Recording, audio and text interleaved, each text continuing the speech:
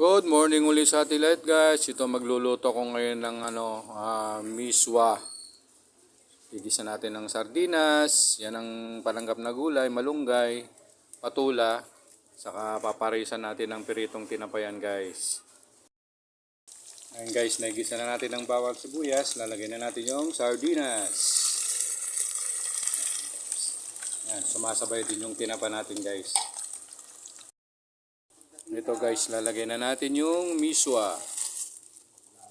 Ayan guys. Sunod na natin nilagay yung magic swap. Ayan, ayan. Saka konting patis. Yun oh. Ayan guys, nilagay na natin yung patola at saka malunggay. Pakuluan lang muna natin yan hanggang maluto. Cooking done guys. Yum yum yum na. Thank you for watching.